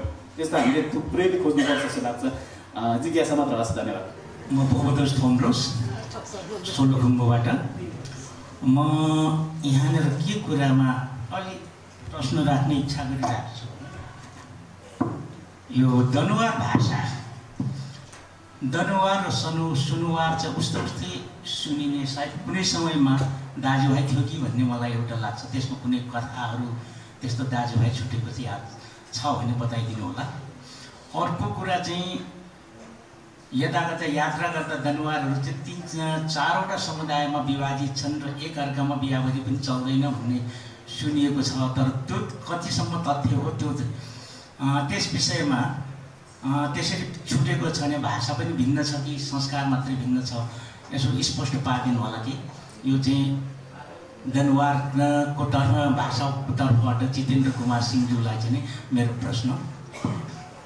अब अर्को मेरो प्रश्न चाहिँ एलेन थुल्ले, यो लोरुङ भाषामा सम्बन्धी तयार पारिएको निकै लामो र विस्तृत रूपमा तयार पारिएको यो कार्यपत्र, यसमा के देखियो भन्दाखेरि वरिपरिको छिमेकी राईहरूको पाछा अथवा थरसँग केही पाछाहरू मिल्दोजुल्दो छन् भन्ने मैले सुनेको। तर त्यहाँ केही शब्दहरू चाहिँ मलाई पनि अरू राईहरूको पाछा सुनेको हुनाले केही चाहिँ मिल्न गए जस्तो लाग्यो, जस्तो विसिक भयो। यस्तै अरू पनि रहेछन्, तर यहाँ चाहिँ मैले त्यति याद गरिनँ। अर्को कुरो चाहिँ लोरुङ, याफो, याखा, नेवाहाङ या मेवाहाङको बिचमा उनीहरू आपसमा चाहिँ जोडिएको किल्ला पनि भएको, भाषा पनि नजिक छन्। धेरैजना उनीहरूको भनौँ चाहिँ जस्ताको तस्तै नभए पनि लय फरक भएको, तर एकले अर्काको चाहिँ भाषा बुझ्न सक्ने अथवा केही शब्द फरक, केही शब्द चाहिँ जस्ताको तस्तै प्रयोग हुन्छ भन्ने चाहिँ सुनिएको। यो भाषा विज्ञानका चाहिँ विद्वानहरूले यो भन्ने गरेको मैले चाहिँ सुनेको, कति तथ्यमा आधारित छ। र यस विषयमा जुन भाषा सेवामा लाग्नुभएका विद्वानहरूले तुलनात्मक अध्ययन गर्नुभएको छ या छैन, छ भने के कस्तो फरक छ अथवा के कस्तो नजिक छ बताइदिनु होला। धन्यवाद। धन्यवाद क्वेसनको लागि। सबभन्दा पहिला डाक्टर सोमबहादुर धिमाल दाइको म क्वेसनको एन्सर दिन चाहन्छु। वास्तवमा यो लेखन शैली हामीले 1 वर्षदेखि, त्यसमा म पनि त्यो कार्यदलमा छु, काम गर्दैछु। त्यसमा स्वर र व्यञ्जन निर्धारण भइसकेको छ र अझै काम गर्ने क्रममा हामी डिक्सनरी यानि कि दरबार भाषाको डिक्सनरी शब्दकोश निर्माण गर्ने क्रममा छौँ र यो साहित्य हेर्दाखेरि प्रकाशन गोरखापत्रमा जतिखेर नयाँ नेपाल स्टार्ट भयो, सुरु भयो, त्यतिखेरदेखि नै म आफै त्यसमा पृष्ठ संयोजकको रूपमा काम गर्दैछु र रेडियो नेपालमा भर्खरै यो असोज 1 वर्ष हुन लागेको थियो। त्यो सबै मैले कार्यपत्रमा लेखेको छु तर प्रस्तुत गर्न त्यहाँ जानेन। त्यही भएर कार्यपत्रमा एकपल्ट पढ्नुहुन्छ भने सरासर सबै कुरो बुझिन्छ, सबै कुरो लेखिएको छ र रेडियो नेपालबाट प्रत्येक दिन 2 बजे दरबार भाषामा 10-15 मिनटको न्युज आउने गरेको छ। र अर्को कुरो उदयपुरको साथीले क्वेसन उठाउनु भयो। वास्तवमा त्यो जतिखेर इतिहासमा हेर्दाखेरि जतिखेर हामी चित विच्छेद भयो त्यतिखेर त्यो खोज हुँदै हामीले 3 ठाउँ बसोबास गर्न पुग्यौँ। त्यो पनि बुढापा कतै कतै इतिहासमा पाइएको छ।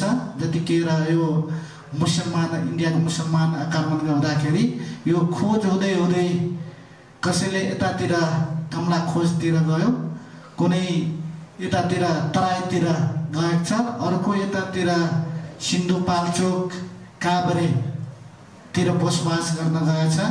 र वास्तवमा अहिलेसम्म धेरै अध्ययन अनुसन्धानले देखाएको कुरो हामीले 3 थरीको छ। त्यहाँ बिहेको कुरा उठ्यो। अब पहिला फोनहरूको केहरूको सवारी साधनहरूको जमाना थिएन, त्यतिखेर बिहे गर्ने चलन थिएन। अहिले बिहे गर्ने चलन आइसकेको छ।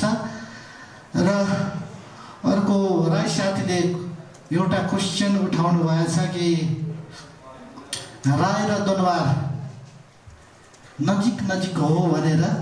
तर त्यो मकवानपुरतिरको हेर्दाखेरि त्यहाँको प्रोपर दरबार छ, तर त्यो दरबार आफूलाई भन्न रुचाउँदैन। कतै पहिला अलिकति ह्याप्पीवा प्रवृत्ति भनौँ, पहिला अनुहारमा दरबार भन्थ्यो, त्यो अलिकति फरवर्ड कास्टतिर जाउँ भनेर मलाई लागे अनुसार तिनीहरू मकवानतिरको कुरातिर हामी पनि त्यहाँ गएका छौँ। त्यतातिर दरबार भन्न रुच्दैन, तर खास त्यो उनीहरू दरबारै हो।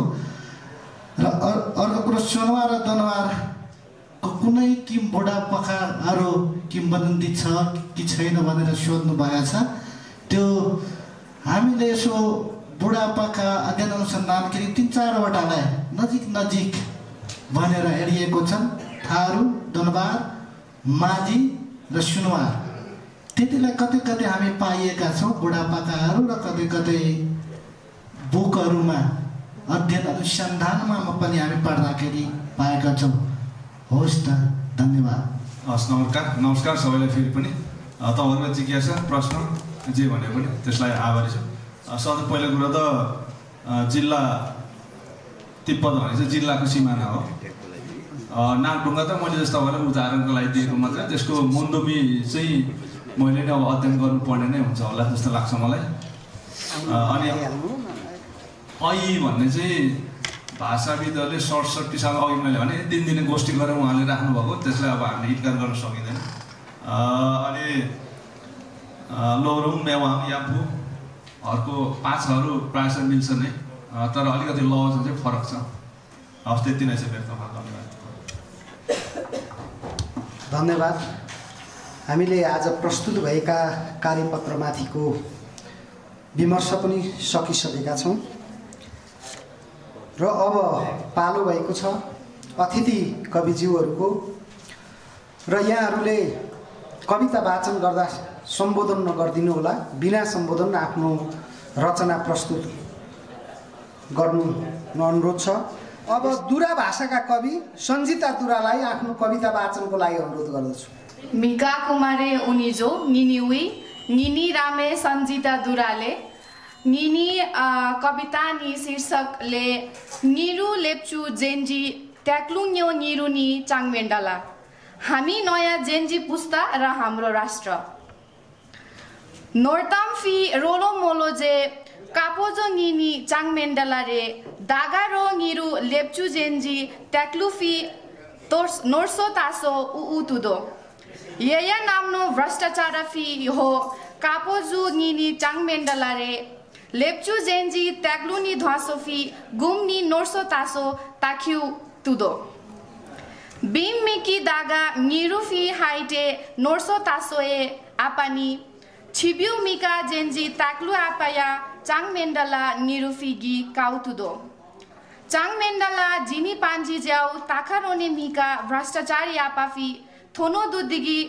दुगी धारकी पी ज्यासी पान्जी जेला जेताउ तुदो मिखा निभालानी नाम्रो दाचा पोजु जेन्जी ट्याक्लु रे तासी बोरुङ हादे लेप्चो ट्याक्लु आपा रे झा लिपिरो दागारु दाराउ नुने नानी कुरु आपा जेन्जी आपा खेनी तामा कापान्जी लामथोजे थोई पा बोपोजु दुपी मुन्चियो तोनानी उ जे खाइलाङ नाउ तुने नानी उ सायापा टिकी झा डार्क्यो बोज्यो डार्क्यो दिन निरुमी फिमरा आपा जे ना आपा नि भ्रष्टाचार यो बोमथा बोमनिनु ध्वासोइने पो जोनो नोर्सो तासो छागानी रामे नामेने नाफी निरोने तासिपी उबोयु जेन्जी साहिदा आपा नि नाम्रो उहा हा उने निरु नारो छाविए पो मिकाफी रामदा रेउ जेन्जी फी छिब्यु पोजुसा लामथो आपारे दागा विदेशी फिमी भिदा पोजो निरुनी चाङमेन्डाला रे जीवितुदो हे जेन्जी दोमो आपा साप्ला जे खिन्जी दाथुम चाङमेन्डाला नि रामेरे दागारो माधा हिमचा युराङी चाङमेन्डाला नि रामे तापान्जी सौतुदो दागारो माधा हिमचा युराङी चाङमेन्डाला नि रामे तापान्जी सुजोतुदो छौङे। धन्यवाद। धन्यवाद सञ्जिता दुराज्यू।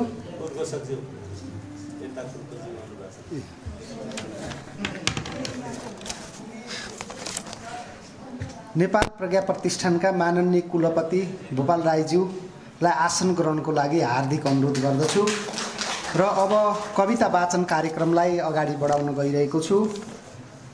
सञ्जिता दुराको कविता अहिलेको ताजा जेन्जी विद्रोहसँग सम्बन्धित कविता निकै मिठास र यथार्थ छ। यसै गरी अर्को आफ्नो कविता अब चाहिँ ढिला अलमल नगरी वाचन गरिदिनु हुन नाछिरिङ भाषाका कवि शान्ता नाछिरिङलाई अनुरोध गर्दछु। हौ सेवा नमस्कार।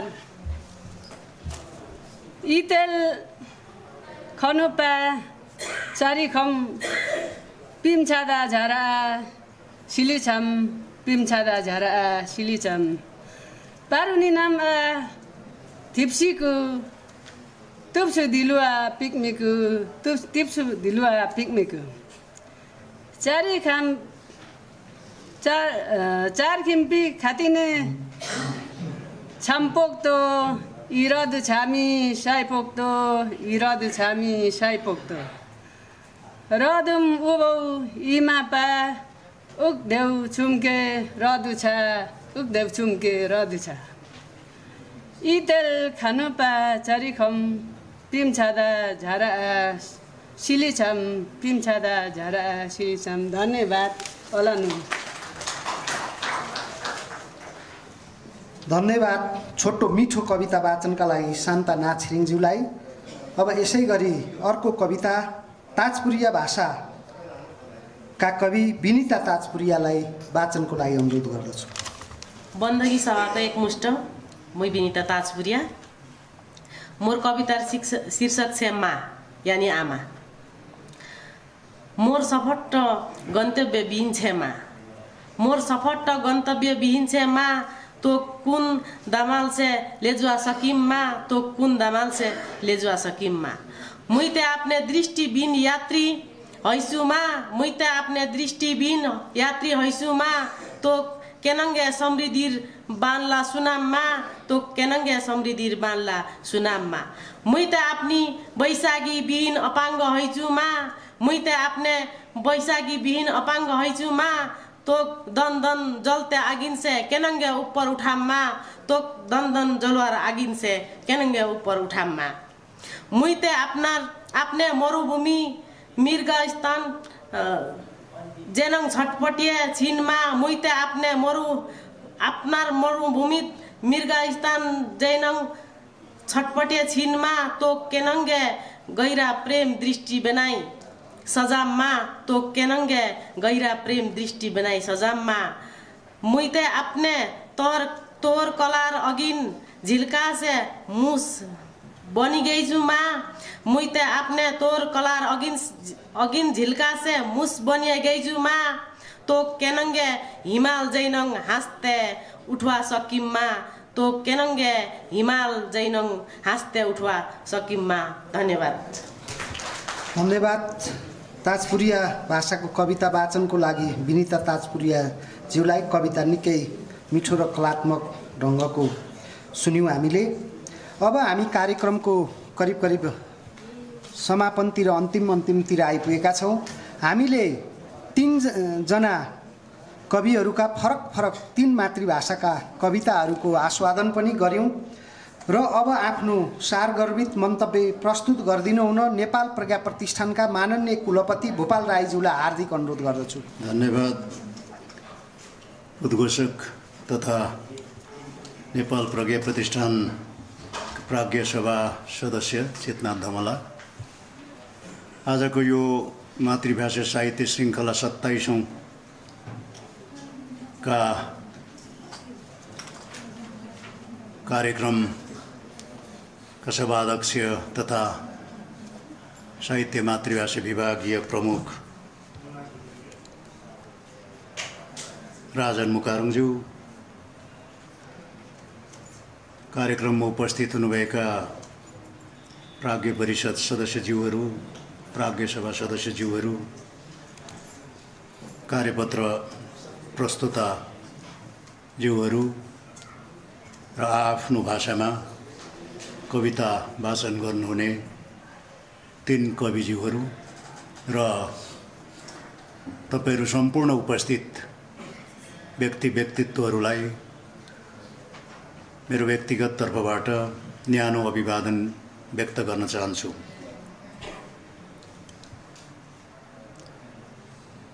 यो मातृभाषा साहित्य श्रृङ्खला भनिसकेपछि म आफू पनि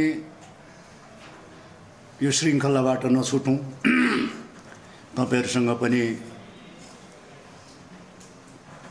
केही समय भए पनि नछुटौँ, सँगै बसौँ, एकअर्कामा संवाद गरौँ भन्ने मोह लोभ जहिले पनि मलाई रहिरहन्छ। तर आज चाहिँ अलिकति अर्को पनि एउटा कार्यक्रम ठ्याक्कै यही समयमा यो हाम्रै माथलो यो पारिजात हलमा एउटा पुस्तक विमोचनको कार्यक्रम हुनाले त्यहाँ नगई नहुने स्थितिले गर्दाखेरि मैले कार्यपत्र सुन्ने अवसर र त्योमाथि छलफल गर्ने अवसर गुमाएँ आज। त्यसको लागि म दुःख व्यक्त गर्न चाहन्छु। तथापि लगभग त्यो अघिल्लो कार्यक्रम यस्तो कार्यक्रम कि अलिकति ढिलो, मेरै कारणले अलिकति ढिलो पनि सुरु भयो। वक्ताहरू म पछाडि अझै 8 जना छन् माथि। त्यो 8 जना सिद्धिदा त 5 बज्ने भयो। मलाई तपाईहरुसँग केही नभए पनि तपाईहरुसँग मुख देखाउने र 2 शब्द शुभकामना गर्ने दिने लोभ फेरि त्यत्तिकै छ। त्यसले गर्दाखेरि आयोजकलाई खुसुक्क कानमा भनेर मेरो अर्को कार्यक्रम चाहिँ जानुपर्छ भनेर बिदा मागेर यहाँ यति चाहिँ मौका पाएँ। यहाँ यसको लागि यो तपाईहरुलाई म अब यो आउँदैछ 2 दिन 3 दिन पछाडि नै दीपावली, त्यस पछाडिको छठ नेपाल सम्बन्धको नयाँ सम्बन्धको अवसर पनि आउँदैछ। नेपाल सम्बन्धको यो सम्पूर्ण अवसरहरूको शुभकामना पनि म व्यक्त गर्न चाहन्छु। म धेरै बोल्दिनँ, 2-3वटा कुरा मात्रै, 2टा कुरा राख्छु म यहाँहरूलाई। मैले दीपावलीको अवसरमा तपाईँहरूलाई शुभकामना प्रदान गरिसकेँ। योभन्दा अगाडि हामीले दसैँको अवसर पनि हामीले व्यतीत गरिसकेका छौँ। त्यस सम्बन्धीमा सानो एउटा मेरो अनुभव यहाँहरूलाई सुनाउँछु। नेपालले खास गरी दसैँलाई लिएर मेरो दृष्टिमा चाहिँ निकै नै लामो बिदा दिने गर्छ। अरू पर्वहरू, अरू समुदायको पर्वहरूलाई मुस्किलले एक दिन त हामीले लडेर ल्याएको देशमा हामीले प्राप्त गरेको छौँ। तर लामो 6 दिन बिदा अब दसैँ नमान्ने मान्छेहरूलाई चाहिँ गाह्रो हुँदो रहेछ। 6 दिन बिदा, अफिस आउँ, अफिस खुल्दैन, घर बसौँ, 6 दिन यो अफिस आइराख्ने बानी कसरी काट्ने?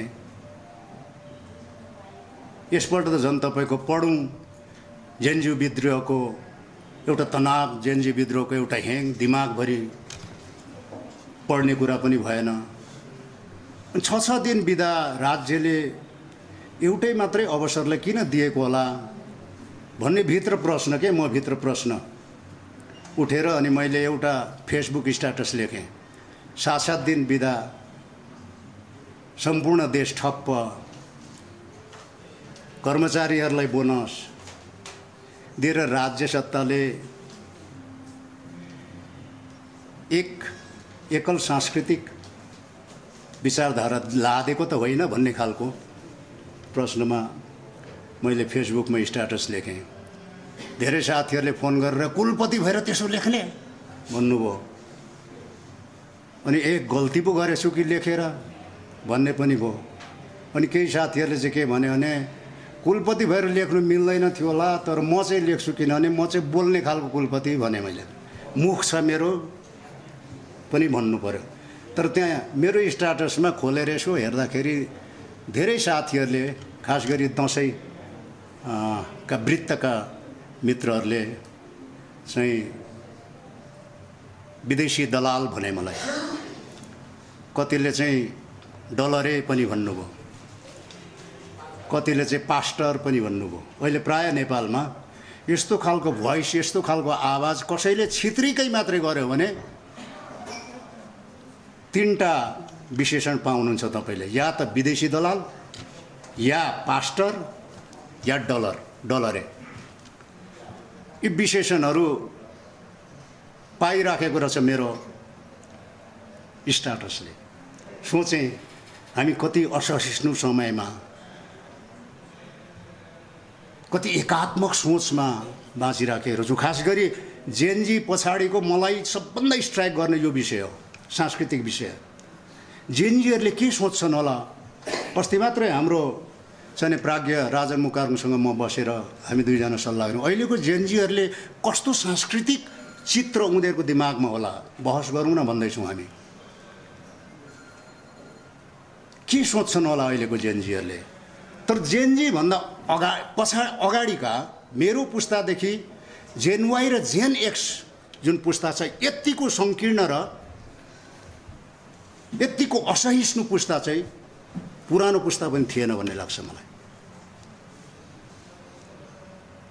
मैले त दसैँको विरोध गरेको होइन, दसैँ मान्नेले मान्नुपर्छ, तर सेवा सुविधा विधा जे जति राज्यले दिने त्यो समान हुनुपर्छ भनेको मात्रै हो। मैले समान हुनुपर्छ। राज्यले कुनै पनि धर्म, कुनै पनि संस्कृतिमा विशेष उपस्थिति देखाउनु पाउँदैन भन्नेको हो मेरो। कुलपति भए पनि यसरी बोल्छु म भनेर भन्नु पर्यो मैले। यो किन सन्दर्भ जोड्दैछु भने भाषाको विषय पनि त्यही छ। आज हामी मातृभाषा 27औं श्रृङ्खलामा छौँ। यो 27औं श्रृङ्खला प्राज्ञ राजन मुकारुङको अन्डरमा नेतृत्वमा यस्तो दुःखका साथ चलिराखेको छ कि तपाईहरुको जुन सामूहिक जुन एउटा जुन उपस्थिति हेर्दा त अब चाहिँ झन्झन गर्व लाग्दै जान्छ। तर बाहिर या भित्र जे भन्नुस् प्राज्ञिक लेभलमा यो माथि ठुलो प्रहार छ, ठुलो प्रहार छ यो श्रृङ्खलामाथि। त्यो प्रहारहरू थपेर खपेर हामी अगाडि बढिराखेको छौँ। तपाईहरुको उपस्थिति देख्छु, दैनन्दिन तपाईहरुको उपस्थिति जो बढ्दैछ यसले चाहिँ हामीलाई ठुलो ढाडस दिइराखेको छ। यो प्रहार त तपाईको खास गरी भाषाको विषयमा दुईटा घटना यहाँलाई सुनाउँछु। त्यो दुईटा घटना अनौठो घटना लाग्छ मलाई। चन्द्रशमशेरको पालामा विक्रमसत 1971 सालतिर होला गोर्खा भाषा प्रकाशिनी समिति भन्ने स्थापित भएको थियो।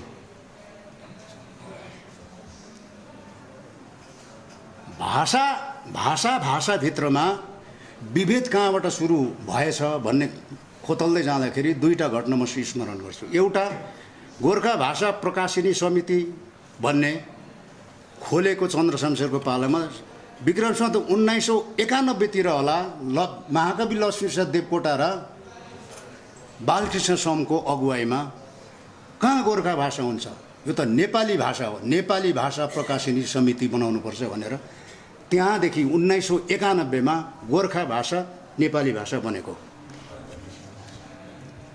त्यहाँबाट राज्यको भाषा नेपाली भाषा भयो, अरू भाषा ओझेलमा परे। दोस्रो घटना तपाईको विक्रम सम्वत 2010-11 सालतिर होला सरदार रुद्रराज पाण्डेको अध्यक्षतामा एउटा त्यतिखेरको राष्ट्रिय शिक्षा नीति के बनाएको रहेछ उहाँको अध्यक्षतामा। त्यो राष्ट्रिय शिक्षा नीतिमा के लेखिएको रहेछ भने नेपाली भाषा कमजोर हुँदै जाने डर हुनाले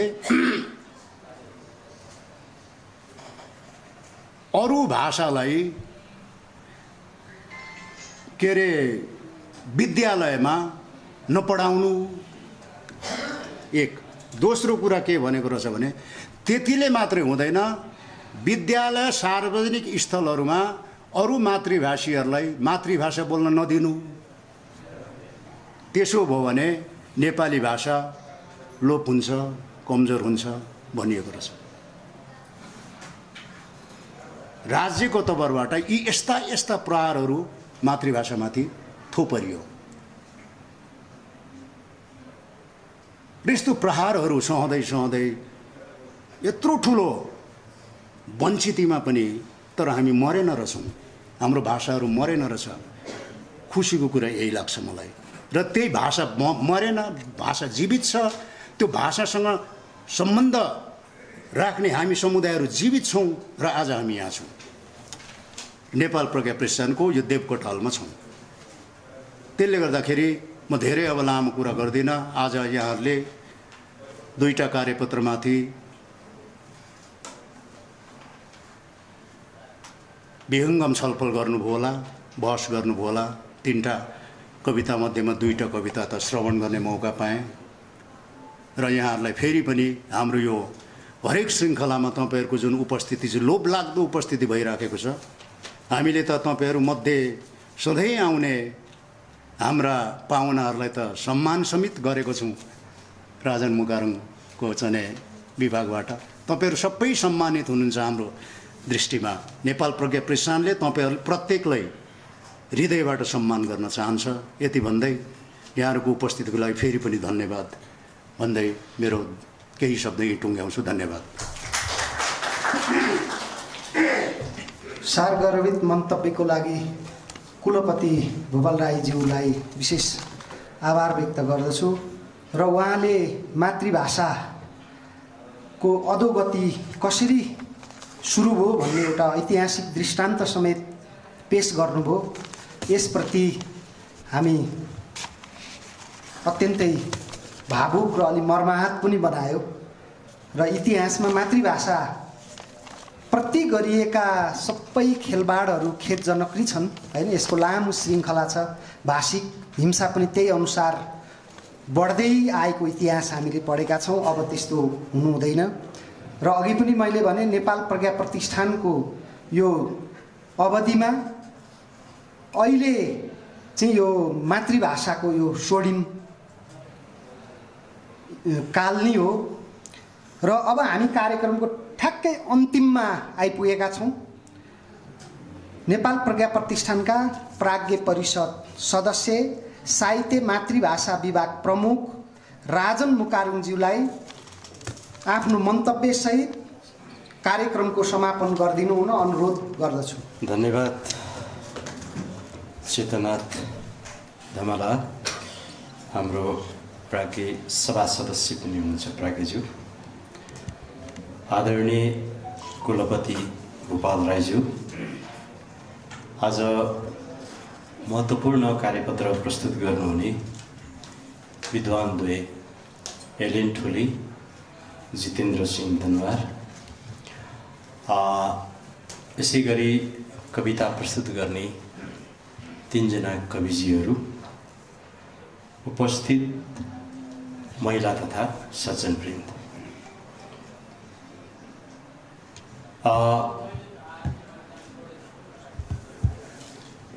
मातृभाषा साहित्य श्रृङ्खलाको यो 27औं श्रृङ्खलामा आइपुग्दा हामीले 29वटा भाषाको साहित्यबारे बहस गरिसकेका छौँ र 81वटा भाषामा कविताहरू श्रवण गरिसकेका छौँ। यो नेपाल प्रज्ञा प्रतिष्ठानको पछिल्लो समयको महत्त्वपूर्ण उपलब्धि हो भन्ने लाग्छ र त्यो उपलब्धिको भागीदार बनाउनु हुने तमाम यहाँहरूप्रति म हार्दिक धन्यवाद व्यक्त गर्दछु।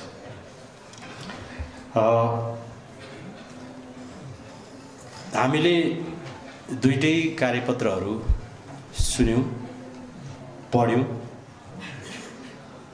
र अझ यो कार्यपत्रहरूमाथि सुझावहरू विभिन्न आए। ती सुझावहरूलाई समेत समेटेर र आफ्नो भाषामा भाषाको साहित्यमा विशेष गरेर भएका कामहरूबारे अझ व्यङ्गम ढङ्गले यो कार्यपत्रलाई पूर्ण गर्नु हुनेछ। विद्वानहरूलाई म हार्दिक निवेदन पनि गर्दछु। देवदुराजीलाई विशेष धन्यवाद किन दिन्छु भने उहाँले दुरा भाषामा अहिलेको जेन्जी पुस्तालाई लिएर कविता वाचन गर्नु लगाउनु भयो र जेन्जीकै विषयमा कविता पनि भन्नुभयो। यो सुन्दर कुरा हो। प्रत्येक समयले विद्रोह गर्छ र प्रत्येक विद्रोहले नयाँ बाटो पनि तय गर्छ। तर चिन्ता कहाँनिर मात्रै हुन्छ भने प्रत्येक विद्रोहसँगै, नेपालको सन्दर्भमा चाहिँ है, प्रत्येक विद्रोहसँगै हरेक पल्ट सीमान्तमा पारिएका, उत्पीडनमा पारिएका मानिस समुदाय र तिनका भाषा संस्कृति नै फेरि पनि क्षति पुगिरहेको देखिन्छ। यसलाई हामीले गम्भीरतापूर्वक कहिले पनि समीक्षा गरेका छैनौँ। तर हरेक आन्दोलनले फेरि अग्रमोर्चामा चाहिँ त्यसलाई उभ्याउँछ। चाहे हामी 46 को आन्दोलनमा हेरौँ, त्यति बेला पनि भाषा, साहित्य, संस्कृति, जनजाति, आदिवासी भनेर बहुत ठुल्ठुला स्वरमा कुरा उठाइयो। 52 देखि 62-63 सम्मको जनयुद्धले त जातीय मोर्चाहरू नै निर्माण गर्यो। जातीय मुक्ति मोर्चाहरूको नाममा ती जातीय मोर्चाहरूले अग्रपङ्क्तिमा लडाइँ गरे। तर 72 को संविधान बनिसकेपछि संविधानले त सुरक्षित गरिदियो, भनिदियो राष्ट्रभाषा हुन्, नेपालमा बोलिने सबै मातृभाषाहरू राष्ट्रभाषा हुन्। तर राष्ट्रभाषा हुन् भने त्यो राष्ट्रभाषाको इज्जतसहित राज्यले कहाँ प्रयोग गर्यो त? कुन मातृभाषाको आफ्नो इतिहासमा राज्यका प्रमुख अङ्गका व्यक्तिहरूले शुभकामना दिनुभयो? कुन कार्यक्रमहरूमा सहभागी हुनुभयो त? यसरी सोच्ने हो भने चाहिँ छैन। फेरि दसैँको शुभकामना दिनलाई यो देशको राष्ट्रपतिलाई सिकाउनु पर्दैन, प्रधानमन्त्रीलाई सिकाउनु पर्दैन, तर लोसारको बारेमा शुभकामना दिनुहोस् भनेर निवेदन दिएर जानुपर्छ। बडो गजबको छ। त्यसकारण एकात्मक छ, निरन्तर रूपमा भइरहेको छ। प्रत्येक विद्रोहले उठाउनु पर्ने कुरा चाहिँ के हो भने समानताको। त समानताको पक्षमा अघि कुलपतिज्यूले सस्स कुरा उठाउनु भएको के हो भने यहाँ धेरै थरी जेनजीहरू आए, देखा परिरहेका छन्। धेरै थरी जेनजीहरूसँग म पनि संवाद गरिरहेको छु। प्रत्येकलाई मेरो प्रश्न त्यही नै छ, तपाईँको विद्रोहले यहाँको मातृभाषालाई कसरी हेर्छ? यहाँका विविधतायुक्त संस्कृतिहरूलाई कसरी सम्बोधन गर्छ? तपाईँको जेनजी पुस्ताले चाहेको राष्ट्रिय संस्कृति के हो? कि एक थान प्रधानमन्त्री चेन्ज गर्ने र केही थान मन्त्री चेन्ज गर्ने मात्रै हो त? होइन होला। नयाँ नेपाल निर्माण गर्नको लागि त यो नेपालमा बस्ने सबै जाति, सबै भाषी, सबै संस्कृतिको संरक्षण, सम्वर्धन, तिनको प्रवर्धन गर्ने सम्मको जिम्मेवारी लिने होला नि त। त्यतातिर के छ त? यो प्रश्न गर्यो भने निकै गम्भीर हुनुपर्ने हुन्छ। त्यसकारण आज हामी जे जसरी विभिन्न मातृभाषीहरूले मातृभाषा आफ्नो मातृभाषाको सन्दर्भमा समुदायका पनि केही व्यक्तिहरूले वर्षौंदेखि निरन्तर रूपमा अभियन्ताको रूपमा काम गर्नु परिरहेको छ।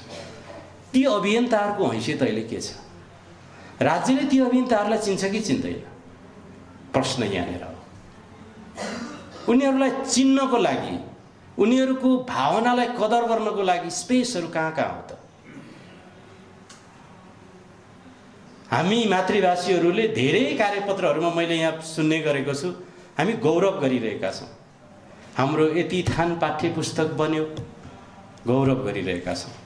तपाईँको पाठ्यपुस्तक त बन्यो, पाठ्यपुस्तक चाहिँ तपाईँको जस्तो बन्यो कि अरूको जस्तो बन्यो? तपाईँको लोहोरुङ भाषामा बनेको पाठ्यपुस्तक लोहोरुङ सौन्दर्यको छ कि खस सौन्दर्यको छ? तपाईँको पाठ्यपुस्तक लोहोरुङ सौन्दर्य पाठ्यपुस्तकले लोहोरुङहरूको संस्कृति भन्छ कि यो राज्यले अपनाइरहेको एकल भाषा साहित्यको संस्कृति भन्छ? महत्त्वपूर्ण कुरा चाहिँ त्यो। त्यसले गर्दाखेरि हामीले अहिले गौरव होइन, हाम्रो काम खासमा भन्ने हो भने थालनी पनि भएको छैन। हामी एउटा चौतारोमा भेट भएका छौँ।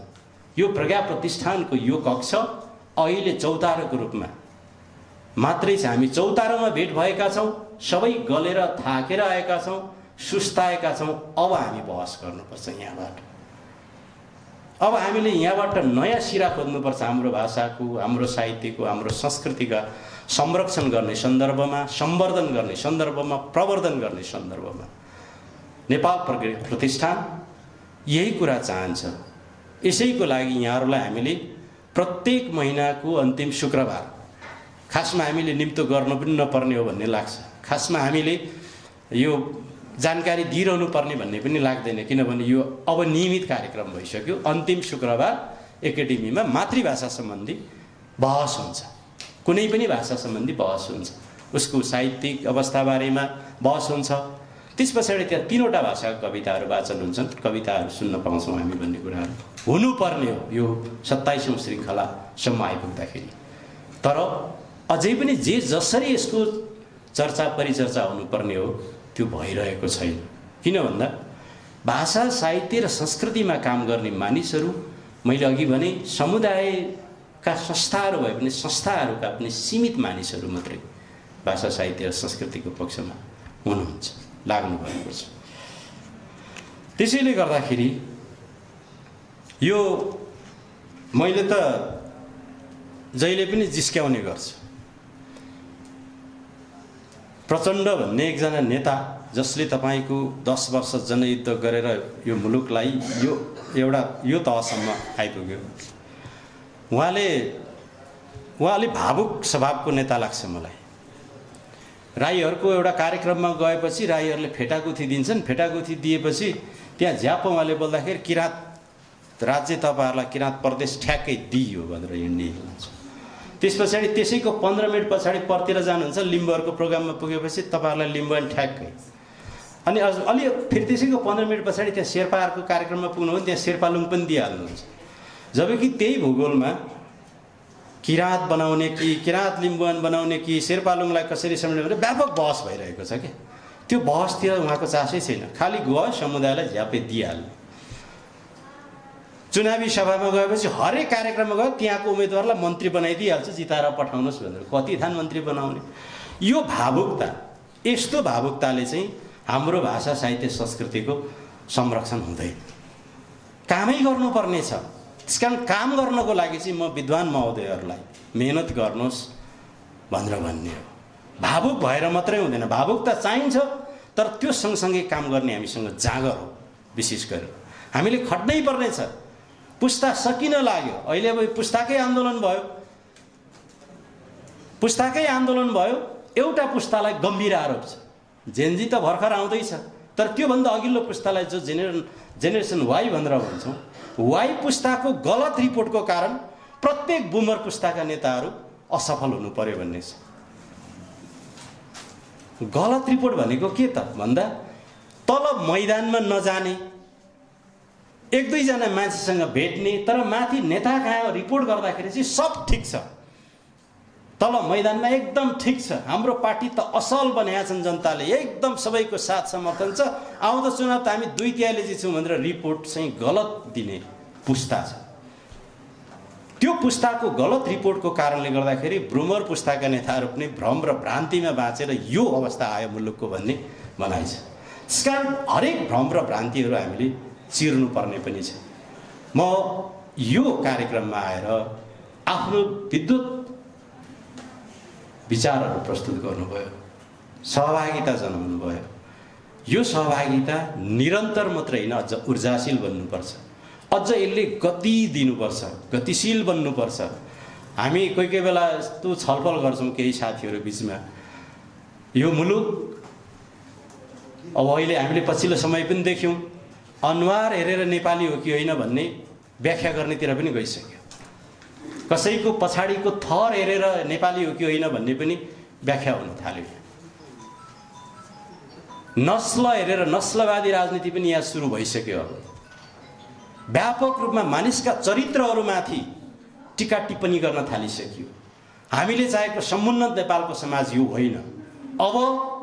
अब कम्तीमा ताप्लेजुङको एकजना लिम्बूको छोराले 5 कक्षा पास गर्दै गर्दाखेरि, उत्तीर्ण गर्दै गर्दाखेरि कर्णाली सुदूरपश्चिमतिरको देउडा पनि थाहा पाउँदै गरोस्। त्यस्तो समृद्ध नेपाल, त्यस्तो सांस्कृतिक एकता सहितको नेपालको नेपाल हो त। त्यो नेपाल बनाउनेतिर हामी सबैले अग्रसरता दिलाउन जरुरी छ। र मैले अघि भने 2 थान हाम्रो पाठ्य पुस्तक बन्यो भनेर होइन, पाठ्य पुस्तकमा हामीले ती कुराहरू राख्न सक्छौँ कि सक्दैनौँ, सक्यौँ कि सकेनौँ भन्नेतिर चाहिँ बढी मेहनत गर्नुपर्छ भन्ने कुराहरूलाई यहाँ समक्ष निवेदन गर्दछु।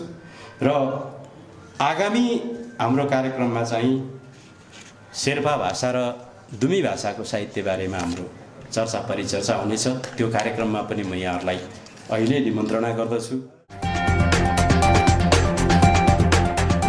सत्य, तथ्य, निष्पक्ष अनि खोजमूलक समाचारको साथमा एभरेस्ट न्यूज।